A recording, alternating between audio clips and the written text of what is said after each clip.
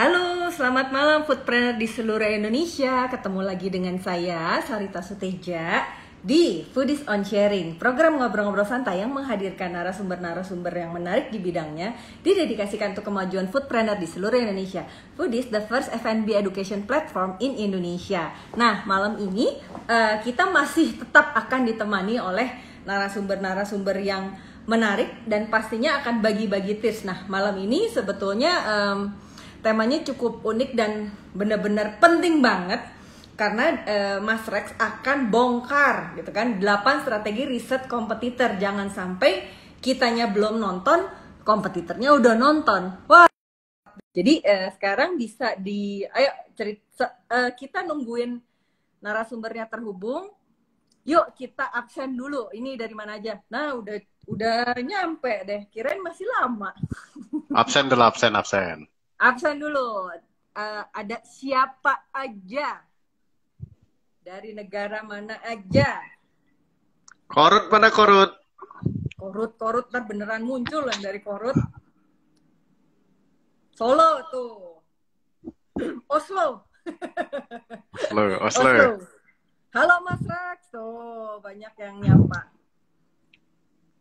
Dandi. Teman-teman, untuk di awalnya nanti aku juga mau kasih tahu kalau kita nanti si komennya akan aku matiin gitu. Jadi buat teman-teman yang mau nanya bisa ketik di kolom Q&A di bawah yang ada tanda tanya. Sebentar lagi nanti aku akan matiin. Nah, terus aku juga pengen ngingetin ke teman-teman karena si Foodies ini sekarang sudah hadir di YouTube gitu. Jadi teman-teman jangan lupa subscribe channel YouTube-nya Foodies gitu. Aktifkan tanda loncengnya gitu kan. Dan jangan lupa share linknya sebanyak-banyaknya ke grup WhatsApp, grup Telegram, dan semua messenger yang teman-teman punya, anak foodpreneur punya gitu. Kenapa? Biar manfaatnya itu makin tersebar ke lebih banyak orang dan bermanfaat untuk usaha kulinernya masing-masing. Oke, kita langsung mulai aja. Hari ini sesuai temanya, 8 strategi riset kompetitor dalam bisnis kuliner. Nah, berarti ingetin nih teman-teman ya, ada 8 poin. Nah, teman-teman jangan lupa sekarang langsung siapin kertas, buku, atau bolpen, atau tabnya untuk nyatet. Oke, kita akan mulai. Mungkin Mas Rex bisa, nggak usah dikenalin lah ya, udah sering kenal gitu. Jadi Mas Rex mungkin bisa ceritain, coba dari nomor 1 sama 2 dulu deh, apa sih? Oke. Assalamualaikum warahmatullahi wabarakatuh teman-teman semua.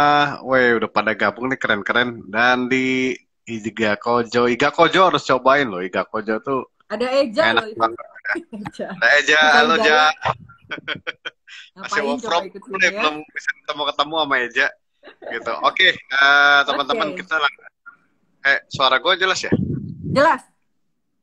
Oke, teman-teman, thank you semua yang udah gabung. Nah, seperti biasa setiap hari 5 hari dalam 1 minggu Foodies bikin kegiatan Foodies on Sharing seperti ini ya. Nah, tapi nanti ke depannya kalau ada teman-teman yang mau ikut sharing juga boleh loh. Jadi nggak harus lihat muka gua terus juga atau lihat mukanya si Sarita gitu ya. Bosan ya? Gitu. Nah, oke. Kita hari ini kok coba angkat topik sesuatu yang cukup menarik nih ya. Jadi tentang riset kompetitor. Nah, tapi kok nggak mau ngebawain serius-serius amat gitu. Maksudnya nggak pakai teori atau something yang terlalu complicated lah. Karena kan kita bicaranya Foodies kan kebanyakan untuk UMKM atau UKM seperti itu ya. Jadi hari ini yang gue akan sharing 8 tips tentang bagaimana melakukan riset kompetitor. Nah, tujuannya apa? Nah, tujuannya dulu nih sebelum risetnya apa gitu ya. Jadi tujuannya tentu kita pengen mendapatkan data, fakta, dan informasi, kemudian kita kelola data, fakta, informasi tersebut menjadi insight, dan kemudian insight itulah yang kita pergunakan untuk kemudian kita melakukan kompetisi melawan kompetitor-kompetitor kita. Jadi walaupun judulnya riset kompetitor bukan berarti hal yang kemudian menjadi negatif, tidak ya. Ini memang sesuatu yang sudah sangat biasa dijalankan oleh setiap pebisnis kuliner. Itu jadi tujuannya adalah tadi ya mendapatkan insight. Dari insight itu kita bisa menentukan kemudian langkah-langkah strategik ataupun meng-create program-program di mana kita bisa mengambil pasar kompetitor atau memprotek pasar kita dari kompetitor ya. Kalau bisnis ini kan pasti masalahnya di kompetisi salah satunya ya. Kecuali kita berbisnis sesuatu yang memang lo punya monopolinya atau duopolinya atau oligopolinya, jadi sehingga lo tidak perlu mengkhawatirkan tentang kompetisi. Tapi pada prakteknya kan kita kalau yang sehari-hari ya competition is rise ya, terus naik kompetitor nih ya. Kayak coffee shop aja ya, pandemik sih, tapi ya banyak-banyak aja di Bandung yang baru-baru juga gitu. Nah, jadi adalah sangat penting untuk kita terus melakukan riset kompetitor ini secara berkala ya. Jadi secara berkala sehingga nanti kita bisa terus mengantisipasi persaingan dan kompetisi yang ada gitu ya. Nah, itu jadi tujuannya. Kenapa kita harus terus melakukan riset kompetitor. Nanti teman-teman yang mau nanya di kolom pertanyaan ya. Karena ditutup komennya biar fokus, kalau enggak nanti ngobrol di wall-nya gitu ya. Nah, oke. Ada 8 strategi nih ada 8 cara deh untuk melakukan riset kompetitor gitu ya. Nah, ini apa aja nih ya? Nomor 1 nih, langsung kita ya, biar nggak buang-buang waktu. Tadi gue bilang ya, gue tidak membahas terlalu teknikal ataupun terlalu jelimet. Jadi gue akan kasih hal-hal yang sifatnya ya ini bisa dikerjain gitu mulai malam ini, mulai besok oleh teman-teman kuliner ya. Nah, jadi yang pertama itu yang paling sering dilakukan ya, khususnya gue lakukan kalau gue orang marketing adalah ngekepoin sosmednya kompetitor. Nah, sosmed kompetitor tuh ada 2. Ada sosmed brandnya, ada sosmed ownernya. Ya, jadi dua-dua itu dikepoin tuh harus ya. Nah, jadi sosmednya itu kita bisa kepoin ya. Sosmednya tergantung ya kompetitor kita pakai apa. Kalau dia pakai IG atau pakai TikTok, ya kita kepoin IG dan TikToknya ya. Nah, ataupun kalau ownernya misalnya pakai brand ada TikToknya ataupun juga ada Instagramnya, ya kita kepoin juga brand dan Instagram dan TikTok ownernya gitu. Nah, di sosial media ini ya, sosial media yang kita kepoin untuk si kompetitor kita ini ya. Nah, kita catat semua hal. Kita observasi, kita kumpulin data-data, kita kumpulin informasi ya, kita kumpulin apapun itu yang percakapan, video dan lain-lain untuk selalu kita analisa setiap hari. Karena biasanya ya ada sesuatu yang kompetitor itu akan lakukan gitu melalui sosial media. Setidaknya nih ya, contoh ya, misalnya kalau lu mau launching menu baru misalnya, lu mau launching menu baru nih, kompetitor lu. Setidaknya dia akan woro-woro seminggu atau 2 minggu sebelumnya. Baik itu melalui teaser ad, ya, artinya teaser ad itu dia men-teasing dulu, nggak ngasih tahu apa, tapi dia udah teaser nih. Ya, udah teaser bahwa coming soon, logo menu baru gue nih dan bla bla bla bla lah, itulah ya. Seperti itu. Nah, di situ aja itu sebuah informasi yang sangat-sangat penting buat bisnis kita. Artinya kita harus mulai deg-deg war nih, deg-deg ser gitu ya. Waduh, kompetitor gue mau launching apa ya? Waduh, 2 minggu lagi dia bakal launching ya. Nah, dengan informasi sesederhana itu, kita bisa merespon ya, ataupun menjalankan sesuatu untuk melakukan respon terhadap apa yang akan dia launching 2 minggu kemudian, gitu. Ya. Anggap aja kita nggak tahu apa yang akan dia launching, misalnya ya. Kita nggak akan tahu nih apa yang akan dia launching, misalnya ya. No problem. Tapi setidaknya kita udah tahu tanggal 1 bulan November dia akan launching menu baru. Apa ya? Kalau kita nggak tahu, tapi kita khawatir dengan launchingnya menu baru dia di tanggal 1 itu, Nah, kita bisa menyiapkan program jadinya ya untuk menyaingi tanggal 1 tersebut ketika dia launching. Ya, kalau kita tidak bisa mencari tahu apa yang dia launching, oke, kita siapkan juga apa yang mau kita launching jadinya, karena kita tahu ada informasi tersebut. Jadi kita tidak mau membiarkan pesaing kita itu, ya, pada saat 1 November dan sebelumnya dan sesudahnya, mungkin seminggu sebelum dan seminggu sesudah, itu dia sendirian mendapatkan exposure. Gitu. Jadi kita harus lawan launching tersebut dengan something sehingga exposure-nya nanti tetap terpecah lebagi seperti itu. Nah, jadi penting banget melakukan riset melalui sosial media ini sebetulnya, ya. Karena itu tadi kita bisa menentukan langkah antisipasi program-program apa ataupun apapun strategi apa yang mungkin akan diambil oleh kompetitor kita ke depannya. Itu contoh satu. Kalau dua nih misalnya, biasanya kalau udah akhir bulan nih, kita perhatiin nih, kita kepoin nih. Wah, ini brand-brand udah mulai nih. Promo ini, promo itu. Nah, kita udah tahu tuh. Ya, kita udah tahu mereka akan melakukan apa nih. Oh, ada promo ini. Nah, kita harus matching. Karena akhir bulan, ya, biasanya akan terjadi seperti itu. Konsumen mulai nih cari yang diskon promo dan macam-macam. Nah, jadi salah satu tools yang paling penting untuk melakukan riset terhadap pesaing itu adalah sosial medianya dikepoin. Gitu. Itu udah paling murah dan paling powerful kalau menurut saya sebenarnya. Wah mas, tapi ownernya di close, ditutup Instagramnya, jadi nggak tahu dia lagi ngobrolin apa. Ya lu bikin aja akun kepo, akun fake, akun fake, namain apa gitu ya.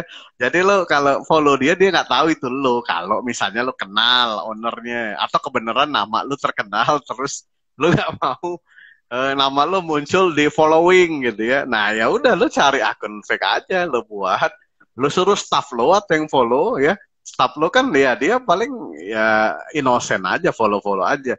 Nah, ketika sudah follow, baru gali informasi-informasinya. Ya, di sosial media itu, wah itu lo akan tahu deh. Oh, dia mau launching ini. Oh, dia strateginya ini. Oh, dia apa namanya marketing kalendernya kayak begini. Oh, dia apa namanya postingnya jam segini. Oh, dia akan ada program begini. Oh, ada akan giveaway. Oh, dia ternyata lagi bikin engagement nih dengan apa namanya konsumennya karena dia bikin apa namanya misalnya nyanyi bareng di IGTV atau IG Live. Jadi penting sekali ya yang pertama untuk mengkepoin sosial media kompetitor. Ya kepoin setiap hari, liatin ngapain. Nah, nanti ya nggak harus lo maksudnya. Kalau lo ada staff atau anak magang, nah anak magang lo yang lo suruh dibikin catatan. Ini kompetitornya begini, dibikin print screen, dia ngepost ini, kemungkinan dia akan launching begini, oh dia lagi giveaway, gila yang ikut giveaway-nya ada 3.000 orang ngetek 3 orang, berarti ada 9.000 yang awareness-nya dapat. Nah itu dipikirin, ya jadi nanti informasi dari hasil kepo kita di akun kompetitor itu, itulah yang menjadi data, fakta, dan informasi yang kita kumpulkan untuk menjadi insight untuk kita kemudian menciptakan strategi atau taktik atau program untuk kemudian bersaing kembali dengan kompetitor kita. Nah, itu yang pertama ya. Jadi yang pertama apa? Kepoin apa namanya kompetitor. Nah, yang kedua, yang kedua ini canggihan dikit nih, canggihan dikit gitu ya. Kita kirim apa namanya ghost shopper. Apa namanya pembelanja hantu gitu apa sih istilahnya ghost shopper deh, pokoknya lu kirim orang, bukan lu ya, lu kirim orang yang memang lu sudah bekali, lu sudah training, lu sudah briefing ya untuk melakukan riset ya, observasi di outlet kompetitor lu, langsung ini ngirim orang apa istilahnya ke lapangan perang nih, langsung ngirim orang ya. Orang ini sudah di training, ingat ya, orang ini sudah di training, sudah di brief, sudah dikondisikan untuk melakukan sesuatu, mengobservasi apa aja, dan untuk menghasilkan apa aja, gitu ya. Jadi dikondisikan itu seperti itu, sudah di training. Misalnya dia dikondisikan untuk melakukan komplain. Nah, itu dikondisikan tuh. Jadi emang sengaja dia mau komplain di situ untuk nanti mendapatkan feedbacknya apa nih kalau kompetitor gua di komplain. Kemudian juga misalnya untuk memesan menu yang sangat bervariasi. Misalnya kompetitor lo nih ada 50 menu. Lo datang berlima, gue shoppernya kirim. 50 menunya lo order misalnya gitu ya. Sehingga lo pengen tahu nih berapa cepet nih servisnya misalnya gitu ya, atau apakah ada barang-barang yang habis atau seperti apa. Nah, itu sudah dikondisikan. Ya. Nah, apa aja sih yang bisa kita dapatkan ketika kita menyiapkan Ghost Shopper seperti ini? Kalau gue dulu ngelakuin nih. Jadi dulu gue sebelum bikin dulu 2014 sebelum bikin Abnormal, gue melakukan tuh survei. Jadi gue kirim Ghost Shopper orang untuk menghitung traffic kalau dulu gue. Sama menghitung jumlah order yang dipesan. Itu dalam dua orang datang, itu kira-kira berapa tuh nilai? Kalau zaman sekarang kerennya APC ya, average per check. Atau average per bill atau bondnya. Seperti itu. Nah, jadi itu gue lakukan untuk kemudian ya gue bisa mendapatkan berbagai informasi. Oke, jumlah trafficnya segini dari jam segini sampai jam segini. Kalau dia bukanya 18 jam jumlah total trafficnya segini. Kalau weekday segini, kalau weekend segini, jumlah order di piring segini. Nah, macam-macam tuh dapat ya. Nah, jadi kalau dikasih beberapa poin, apa aja sih yang bisa disimpulkan dari kita melakukan Ghost Shopper ya yang sudah dikondisikan, kita kirim tim atau orang untuk datang ke kompetitor kita. Yang pertama mungkin kita bisa dapatkan flow experience-nya. Ya. Jadi lo bayangin nih jadi apa namanya? Lo datang ke kompetitor, kemudian lo membuat diri lo ter-experience pas parkir gimana, pas buka pintu disapanya gimana, apakah ada protokol COVID, apakah ada tembak laser dulu, cuci tangan, apakah kemudian duduk dia atur jaraknya kalau zaman sekarang ya. Kemudian pas order apakah ada experience. Jadi lo dapet customer experience flow-nya seperti apa. Karena lo butuh tahu itu gitu sehingga lo bisa memperkirakan service levelnya customer lo tuh nanti seperti apa.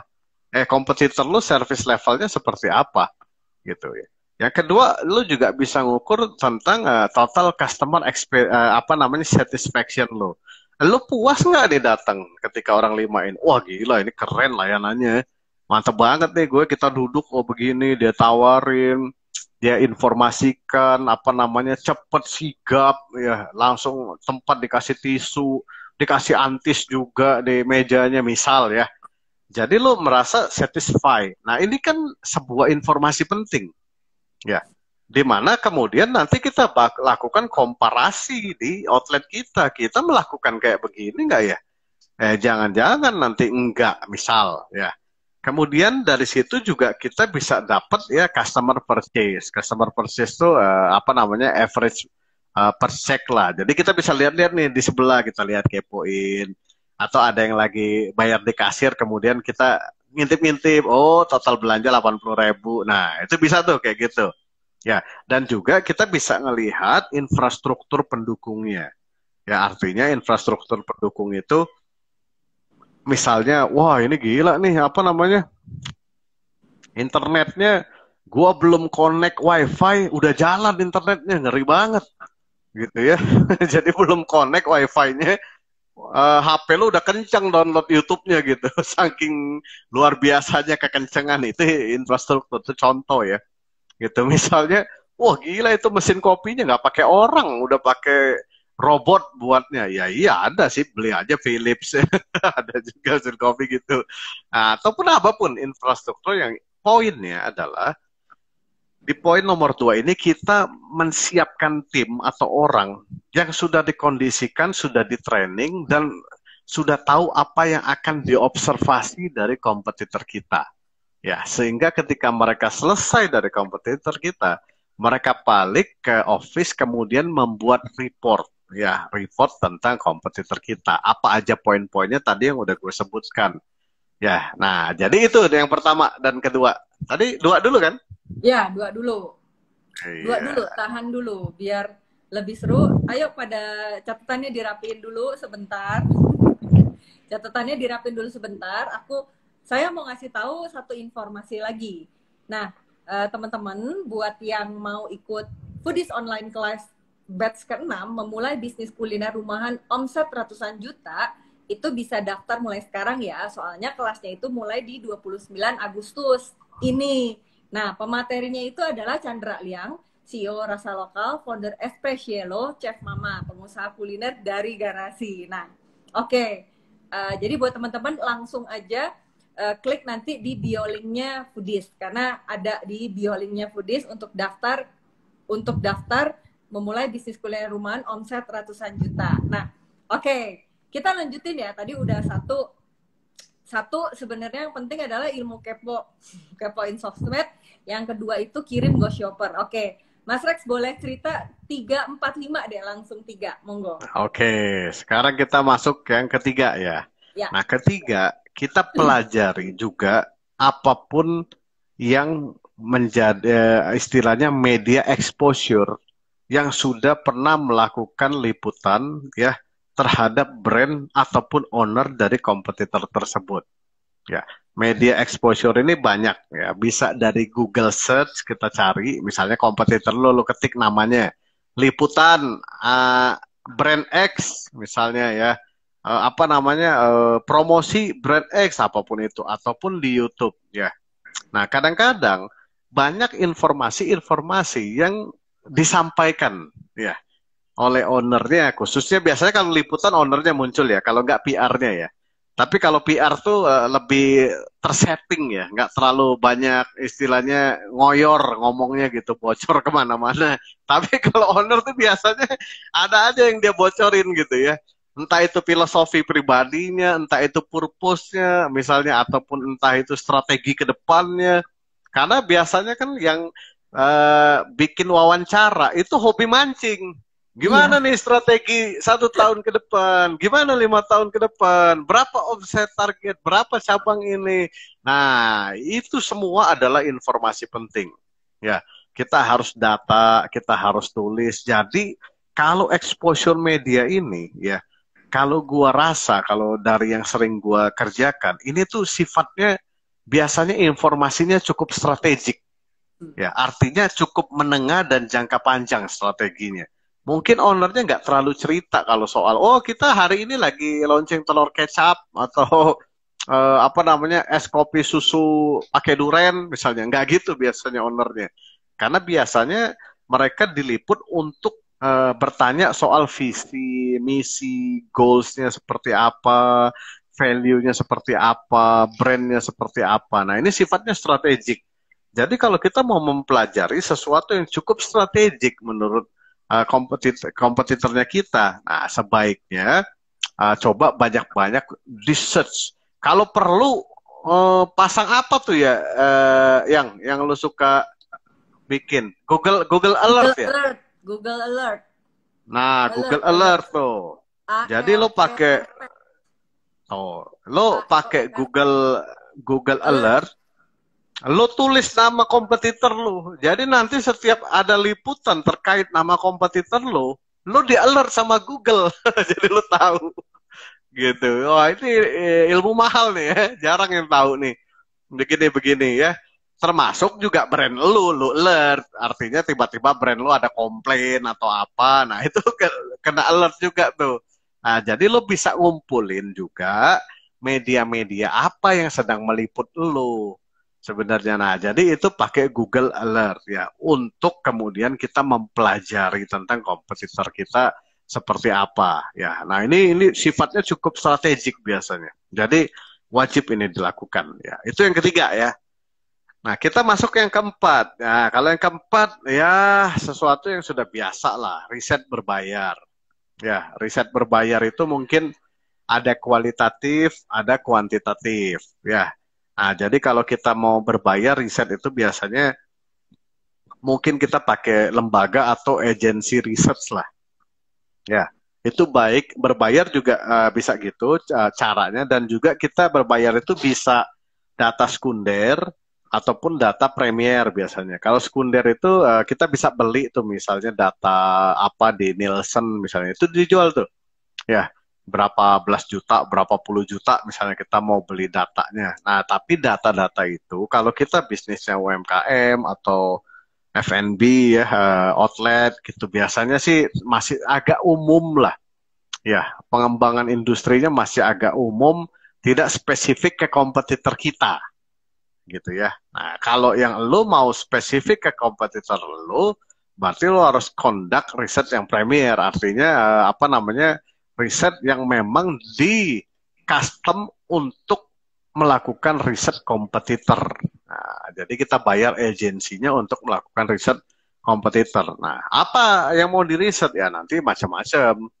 Ya bisa buying power, kemudian customer habit, customer profile, kemudian apa namanya the infrastruktur kompetitor, macam-macam tergantung gitu tergantung apa yang kita pengen lakukan researchnya ya. Nah jadi yang berbayar ini to be honest gue juga jarang sih pakai yang berbayar ya. Ada apalagi di awal-awal bisnis ya.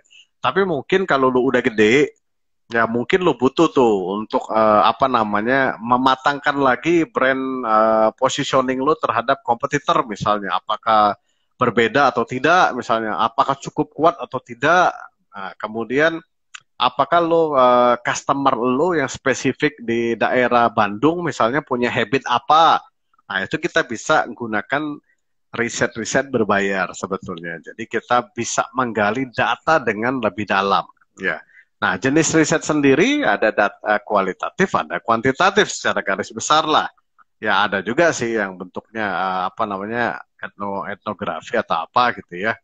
Nah, jadi kalau gua lebih menyarankan bisa mengcombine keduanya sih ya, bisa mengcombine keduanya. Karena memang kalau kuantitatif itu kan pakai angka-angka lah intinya. Jadi di poin itu apa namanya lebih mudah untuk apa namanya ya eh, agak abu-abunya inilah. Tapi kalau ketika kualitatif kita bisa lebih menggali karena mungkin yang di riset yang digali itu adalah customer misalnya. Nah itu bisa digali melalui focus group misalnya atau apa namanya interview langsung. Nah kita bisa lebih dapat feel-nya sebetulnya daripada dia cuma ngisi-ngisi kertas gitu. Yang which is itu 1 sampai 10 misalnya atau 1 sampai 8, 5 hal-hal seperti itu. Nah itu yang keempat ya.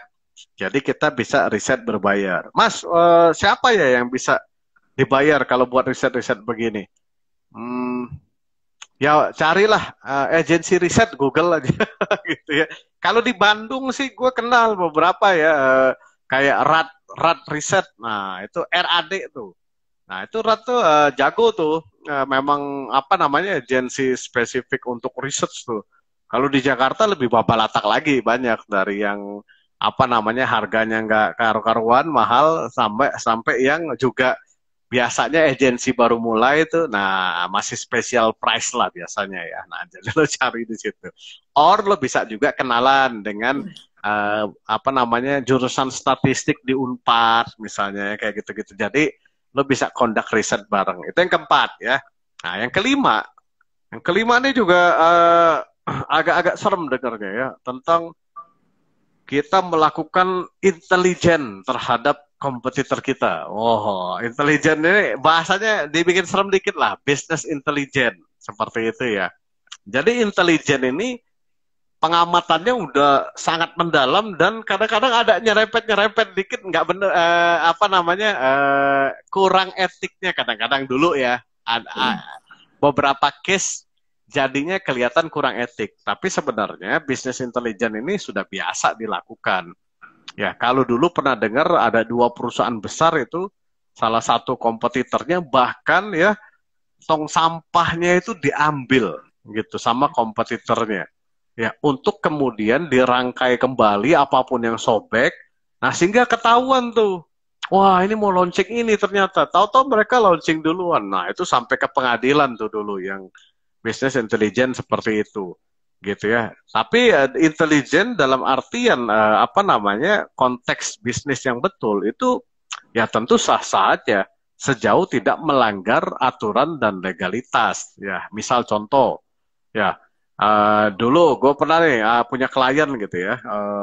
Depannya pabrik kompetitornya, gue taruh tuh orang di situ setiap hari.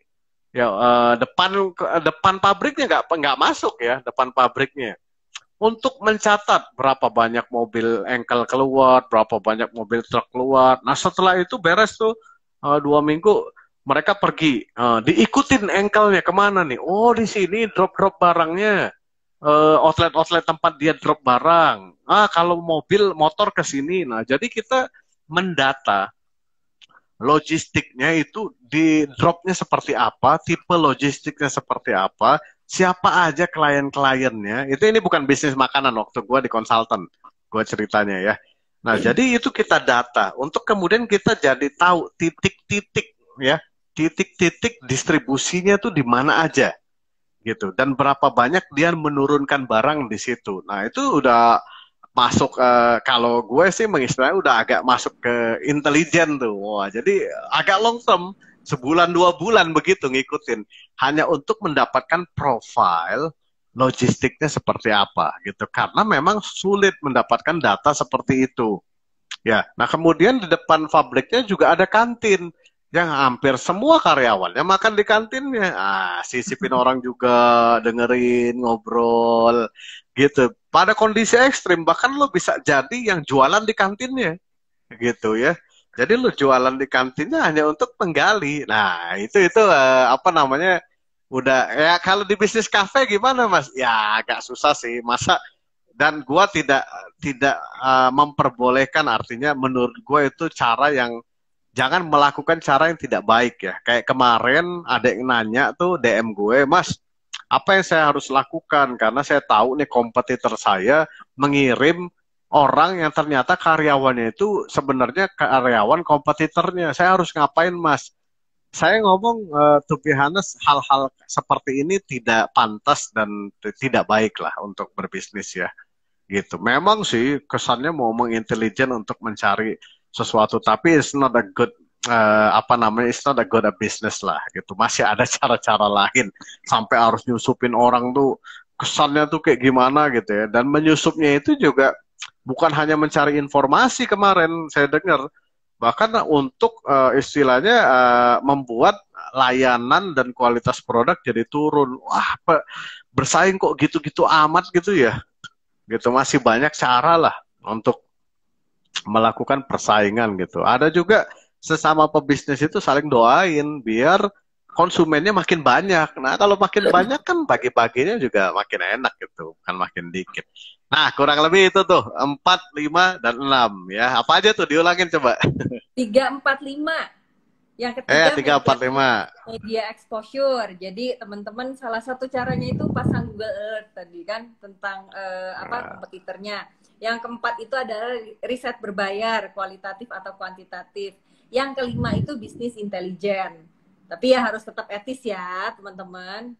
Nah terus sebelum kita masuk ke 6, 7, 8 gitu kan, buat teman-teman yang mau nanya sekali lagi diingetin bisa ke kolom Q&A, ada tanda tanyanya di bawah buat pertanyaan yang relevan dengan relevan dengan topik kita malam ini akan saya bacain nanti ya gitu, tungguin aja. Nah buat teman-teman yang topiknya kurang pas dengan bahasan kita kali ini, teman-teman bisa masuk ke channel telegramnya Foodies Media Community, itu di link t.me/foodies_id.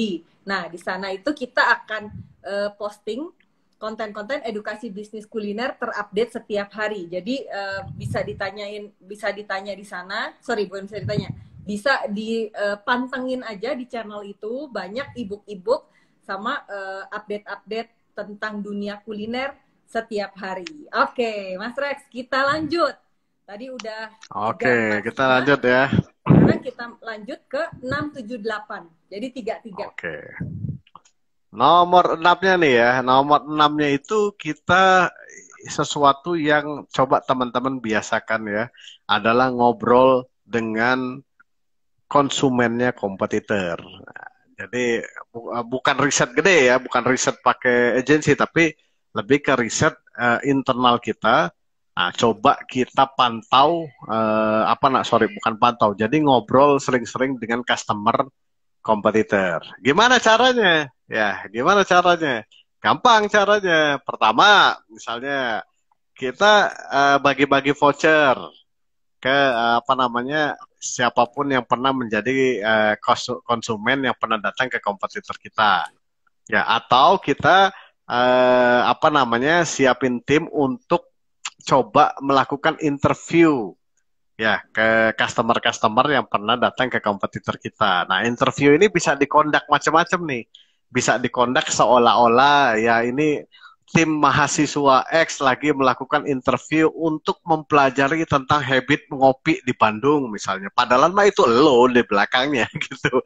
Ya, nah kemudian untuk lo kemudian nimbrung ketika mereka ngobrol, lo juga harus nimbrung kalau lo owner ya, biar lo tuh dapat insight. Kadang-kadang nyerahin orang itu yes good, tapi ketika lo nimbrung ngobrol dengan dengan customer kompetitor lo ataupun customer bisnis marketnya kopi, nah di situ lo bisa dapat banyak sekali masukan ya. Mulai dari habit media mereka apa, berapa spendingnya sekali nongkrong, kemudian kompetitor tahu dan kenapa pergi ke kompetitor, kemudian apakah mereka tuh mau merekomendasikan kompetitor kita, kemudian apa sih input-input kelebihan dan kelemahan dari kompetitor kita. Wah, itu enak banget ngegalinya kalau mereka sudah pernah, apalagi ternyata mereka orang-orang loyal di kompetitor dulu. Satu aja pesan gua, mereka akan cerita dengan banyak sekali tentang kompetitor itu kalau mereka ceritanya ke seseorang atau tim atau media yang netral. Jadi jangan lo datang, gue ini kebenaran owner Kopi X. Kalian datang ke sana ya kemarin. Oh ya nggak akan cerita benar mereka. Lu ngaku-ngaku owner Kopi X. Jadi jangan pernah mereka tahu bahwa yang lagi di riset, tapi lebih ke mencari data-data insight, informasi. Nah, makanya untuk melakukan ini, teman-teman tuh bisa kerjasama dengan media. Ya, baik itu media independen atau media kampus atau bikin sendiri medianya. Jadi kerjasama dengan anak-anak jurnalistik, atau anak-anak statistik, kemudian lakukanlah survei ataupun ngobrol dengan customernya kompetitor, karena itulah sumber informasi yang luar biasa banyaknya nanti yang akan menjadi data, fakta, informasi dan akan menjadi insight buat lo. Ya, itu nomor 6 ya. Nomor 7, nah, cara melakukan riset kompetitor adalah lo datang sendiri. Ya, penting nih. Ya, walaupun lo sudah bikin Go Shopper, walaupun lo sudah bayar tim media untuk melakukan interview, walaupun lo udah kepoin kompetitor lo, walaupun lo udah nonton YouTube-nya, walaupun A, B, C, D, E, F, G udah lo lakukan, tetap aja lu datang ke kompetitor lu ya, karena ada feel yang kadang-kadang berbeda, ada observasi pengamatan yang kadang-kadang berbeda yang akhirnya memberikan insight yang cukup luar biasa buat lu. Nah, jadi lu sebagai owner harus datang sendiri ya. Nah, ketika lu datang di situ, nah lu juga rasain. Biasanya kalau lo suruh anak buah lo datang, masa sih gitu-gitu amat gitu. Nah, ada denyingnya dari lo nih, ada denyingnya. Kemudian lo juga nggak ngerasa, emang penting ya harus punya wifi kenceng atau punya dudukan di taman. Nah, ini denyingnya nih kita sebagai owner kadang-kadang, ya. Apalagi tempat kita juga rame misalnya atau cukup dikenal juga. Nah, lo harus datang untuk menghilangkan denying itu. Ya, kayak kita sering kan datang, wah gila ini tempat gini. Kita kalau nggak berubah gawat nih, mereka nih. Nah, itu udah fill order itu, susah tuh. Ya. Udah feel owner, observasi owner tuh kadang-kadang tidak tergantikan ya. Feeling hal-hal kecil pun bisa menjadi perhatian kalau owner ya. Kayak kita nih berapa hari lalu kan yang jadi pergi kemana, wah ini tempat apa namanya tempat garamnya nih, ini nih tempat garam aja dikomenin seperti itu, atau piringnya aja dikomenin gitu, atau tempat duduk. Nah jadi itu kita perlu sekali melakukan observasi secara langsung kita sebagai ownernya. Ya, jadi jangan diem aja di kantor gitu ya. Kemudian nggak kemana-mana dan lain-lain. Udah nggak tahu dunia berubah aja gitu ya. Lo harus turun di lapangan untuk lihat, tahu bahwa wow, kok tempat-tempat lain rame ya gitu. Nah, contoh ya, kalau lo pergi ke Bandung misalnya ya, lo jam 8 sampai jam 11 sepi misalnya. Emang pasar Bandung sepi jam 8 jam 11? Belum tentu. Kali tempat lo doang yang sepi. Ternyata kalau pas kita pergi ke tempat lain, ya misalnya di coffee shop lain, loh kok pada rame-rame ya? Nah itu kadang-kadang owner tuh harus turun tuh, ya. Biar dia istilahnya ditajong dan ditabok sendiri. Dia nabok dan najong kepalanya sendiri gitu. Ya biar dia akhirnya sadar bahwa oke, it's apa namanya ternyata it's different ya dari yang gua pikirkan seperti itu. Nah ini penting banget nih buat teman-teman juga untuk attach dan turun langsung ya ke lapangan ya. Gua nggak bilang setiap hari ya, tapi rutin-rutin lah. Kenapa? Karena kita bisnis kuliner gitu ya. Apa yang ditampilkan di online itu belum tentu seperti itu gitu. Dari turunlah lihat lapangan. Nah, itu cara meriset kompetitor. Pakai feelingnya lo, pakai ilmunya lo, ilmunya owner gitu ya. Atau ilmunya kalau bisnis lo sudah apa profesional manajemennya ya profesional apa namanya pimpinan yang profesionalnya itulah pokoknya feelingnya akan lebih dapat gitu ya. Nah yang terakhir yang kedelapan, delapan kan ini ngomongnya ya. Yang kedelapan 678 ya. sebenarnya ada dua lagi nanti, tapi gue lihat deh kalau apa namanya kalau nggak ada yang nanya kita sambung. Yang kedelapan ini yang paling canggih nih. Lo misalnya mau bisnis coffee shop yang kecil-kecil, misalnya model-model kulo misalnya ataupun model-model janji jiwa gitu ya. Daripada lo pusing-pusing ke riset mereka, kebetulan nih di tempat lo misalnya lagi nggak ada cabang mereka, beli franchise-nya aja. Nah tapi ini khusus yang banyak duit ya. Jadi lo beli franchise-nya ya udah tuh, jadi lo kebayang, oh kayak begini ternyata mereka sistemnya dan lain-lain itu udah paling 100% bener tuh risetnya tuh ya. Jadi lo beli franchise-nya, lo buka cabangnya, itu udah paling benar tuh pasti, nggak mungkin salah kalau itu sih gitu. Ya tapi ini khusus yang duitnya banyak ya, riset model begini gitu ya. Kalau duit cekak ya jangan model begini, walaupun kan lo risetnya bisa balik modal juga ya. Pas lu buka apa namanya coffee shop yang franchise-nya lu beli, rame balik modal lu, udah dapet riset balik modal. Ya, jangan-jangan lo mikir, kayaknya gue franchise aja daripada bikin cabangnya sendiri pusing. Nah, bisa gitu tuh. Jadi, ya, nah jadi itu ya teman-teman ya. Ada 8 hal. Ada dua lagi sebenarnya kalau nggak apa-apa deh sedikit gue terusin ya. Ada 2 hal lagi ya. Pertama itu yang kesembilan itu Bilang. lo bisa melakukan riset juga melalui vendor sebenarnya. Ya, vendor itu punya banyak informasi lo ya. Jadi vendor ayamnya si kompetitor lu deketin tuh. Wah, pura-pura lu mau ambil ayam juga atau ambil ayam beneran. Pak, kalau di situ ngambil berapa kilo tuh? Wah, di sana udah seton ngambil. Buset, omsetnya berapa seton seminggu misalnya. Sementara lu baru 100 kilo. Nah, dari situ lu udah bisa bikin komparasi kan. Artinya omset kompetitor lo itu 10 kali lipat lebih gede dari lo. Nah, dari situ lo bisa create something dong baru ya. Nah, itu yang ke-9. Yang ke-10, lo sering-sering buka lowongan kerja. Ya. Nah, kadang-kadang ada aja tuh karyawan kompetitor lo yang ngelamar pasti. Jadi Kalau ada yang ngelamar, nah lo interview. Coba cerita dulu tempat kerja kamu dulu kamu ngapain gitu. Apa kelebihan dari tempat kerja kamu yang bisa diimplementasikan nanti di saya? Gitu-gitu tergali itu. Kalau karyawan itu kan tidak ada attach untuk nggak apa namanya nggak cerita. Dia malah makin bangga menceritakan apapun yang dia tahu di tempat kerja lamanya.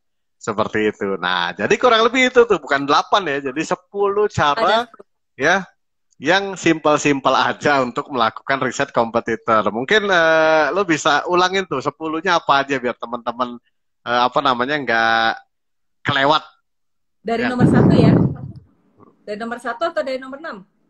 Dari nomor 1 dong. Nomor 1, oh yaudah nih teman-teman dicatat ya. Jadi 8 strategi riset kompetitor dalam bisnis kuliner. Yang pertama, kepoin sosmednya si kompetitor. Yang kedua, kirim ghost shopper. Jadi kirim orang untuk jadi pembeli lah, tapi udah disetting. Yang ketiga itu media exposure. Jadi bisa dilihat dari tangkapan online lah. Tangkapan online-nya mereka diliput apa aja, dibaca tuh semua liputannya. Nah, salah satu toolsnya itu kalau di Google ada yang namanya Google Alert. Jadi bisa dicobain aja Google Alert, masukin nama ownernya atau nama brandnya. Kemudian yang keempat itu riset berbayar, kualitatif atau kuantitatif. Yang kelima itu intelligent business intelligence, ya, gitu kan. Yang keenam itu ngobrol dengan customernya kompetitor. Yang ketujuh, datang sendiri atau pengamatan langsung ke lokasi kompetitor. Kemudian yang kedelapan, ini khusus banget buat yang tajir, yang banyak duit, itu bisa beli franchise-nya. Jadi abis beli, bisa juga di running, malah bisa balik modal. Soalnya kalau beli franchise laku, malah jadi balik modal kan sebetulnya, jadi nggak riset-riset amat. Kemudian yang kesembilan itu adalah risetnya melalui vendor. Jadi vendor-vendornya kita suka tanya-tanya kan.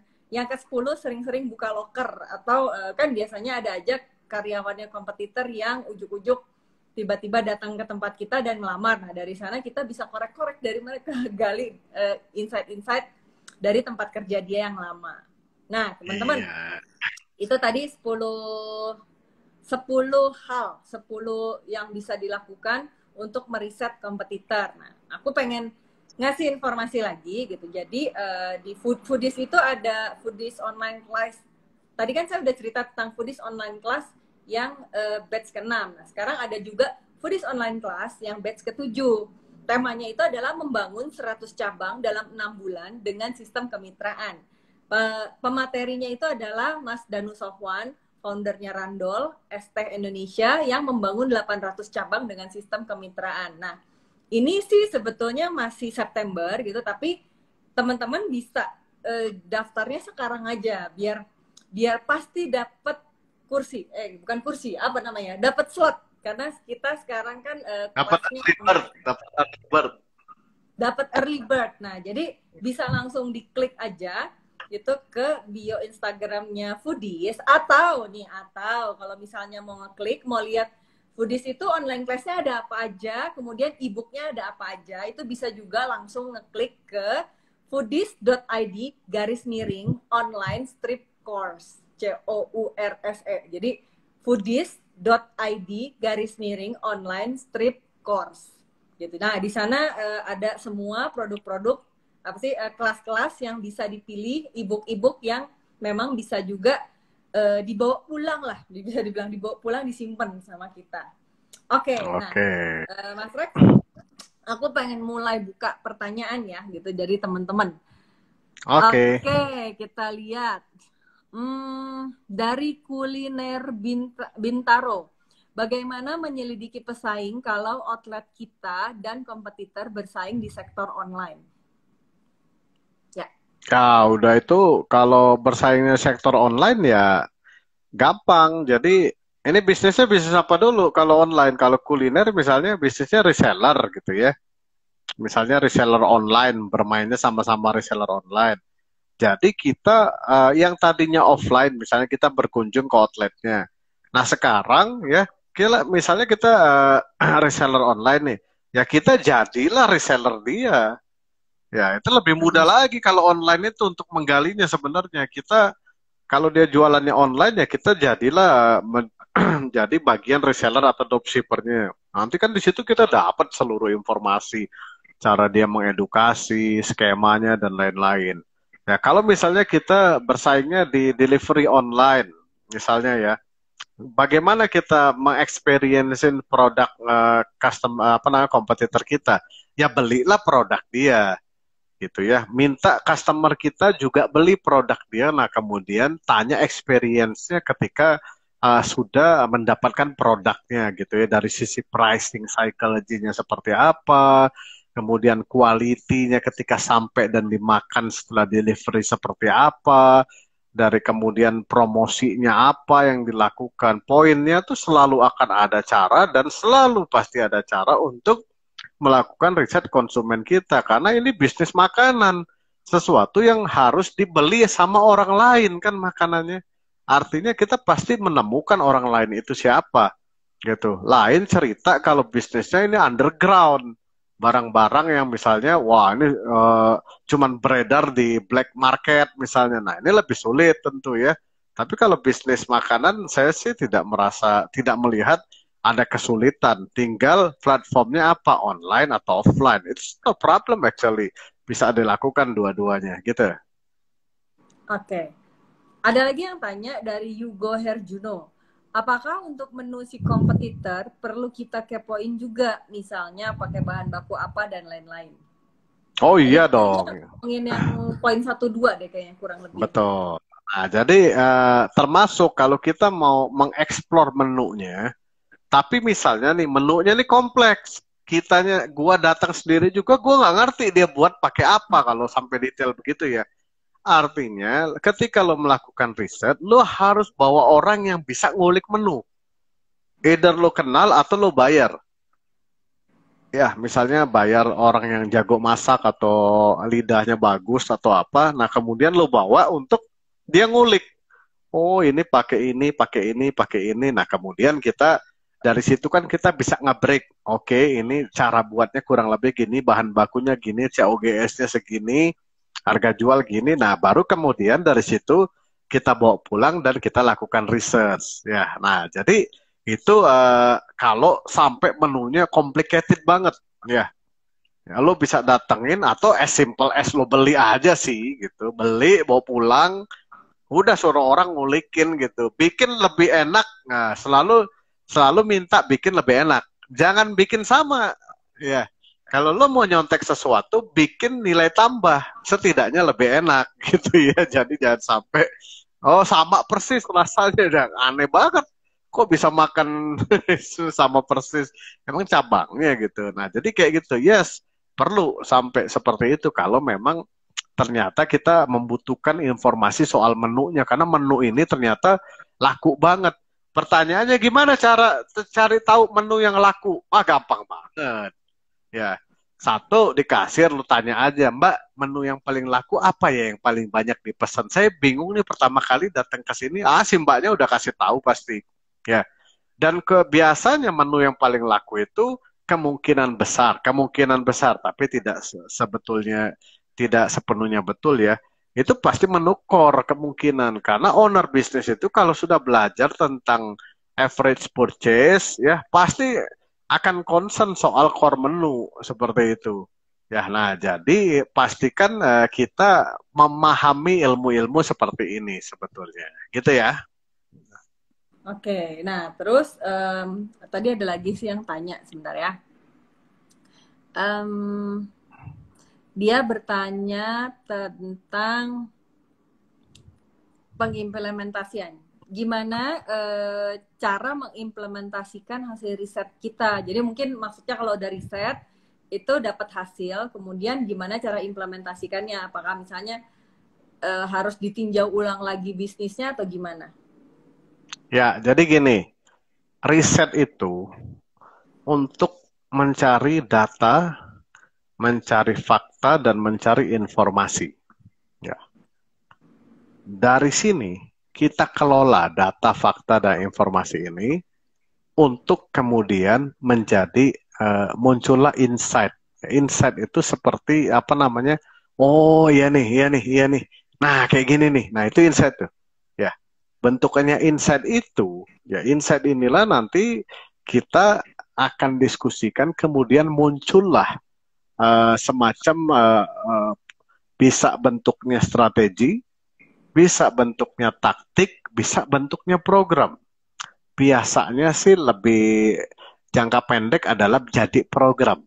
Ya, jadi kalau hari ini kita mensurvei ke kompetitor, kita pengen tahu, mendapatkan data, fakta, informasi terkait dengan siapa sih yang datang ke kompetitor kita. Kok rame banget sih dia dari pagi sampai sore. Nah, kemudian kita datang ke kompetitor kita kumpulin data-data, fakta, dan informasi. Kita fotoin, ini nih anak-anak SMA deh kayaknya ya. Kita duduk sebelah mereka, kemudian pura-pura ngetik, dengerin ngomong apa mereka, kepoin, ya. Karena apa namanya, sudah tidak ada tembok di antara kuping kita, jadi kedengeran pasti ngomongnya, iya kan? Iya, tahu-tahu sebelahnya, iya yang, aku nih lagi pusing yang gitu, apa namanya, nggak boleh keluar sama mama, work from home. Lalu ngapain di situ kalau nggak boleh keluar gitu kan? Lo marahin lagi, Bab. Misalnya gitu. Ya jangan ya. Nah, jadi nanti data-data informasi inilah yang lo kelola. Lo bawa pulang ke kantor, kemudian lo diskusikan dengan tim lo. Guys, nih kayaknya anak-anak SMA nih pada datang ke sini ya. Kalau gue perhatikan mereka nih suka duduk di outdoor sekarang. Ya, kemudian mereka tuh suka kopi-kopi yang memang secara apa plating ataupun buat foto tuh keren-keren seperti itu. Ya, nah ini kemudian informasi-informasi yang seperti ini ya, kemudian kita olah untuk dikeluarkan menjadi keputusan, apakah itu bentuknya program, ya program promosi atau program perbaikan infrastruktur atau program perbaikan service atau program launching menu baru atau program untuk kegiatan strategik yang lebih ke taktikal, misalnya pricingnya seperti apa. Nah inilah kemudian nanti dieksekusi ya untuk menjawab persaingan ya, nanti baru diukur.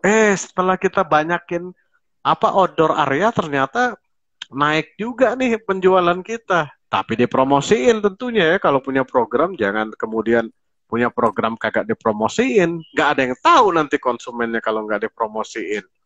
Misalnya ya. Nah, jadi kurang lebih seperti itu flow-nya. Ya, jadi yang penting data, fakta, informasinya dulu. Ya, 10 hal tadi yang kita bahas itulah untuk mencari data, fakta, dan informasi terkait dengan kompetitor kita. Rasanya waktunya sudah mau habis ya, kita Iya, belum udah mau habis. foto-foto ini ya. Gitu. Oke, Guys, jangan lupa ya, IG story ya, habis ini langsung ya. Gitu. ya kita foto bareng dulu. Foto bareng dulu teman-teman, ayo di screen capture ya, jangan lupa di tag ke foodies.id. Oke, 1, 2,